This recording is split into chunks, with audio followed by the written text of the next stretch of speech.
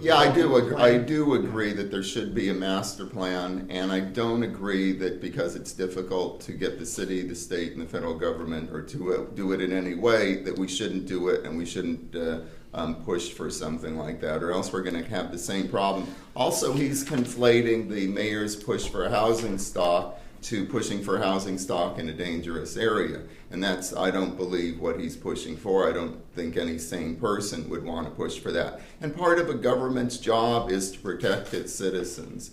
And if he's saying that it's hard to get people to live in an area, to not live in an area that's unsafe, that's part of the government's job. And if the government doesn't do their job because people are a little bit upset, then that's a problem with the government.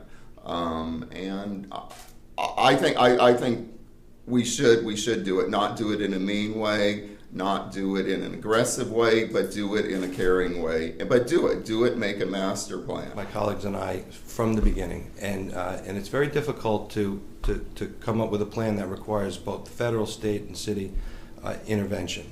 And so, one of the early problems with respect, for instance, the acquisition program that we proposed was whether or not to make it voluntary or involuntary. There were those who said, hey, listen, no one has any business living there. You're out, you're going to get a check, and you've got to move on.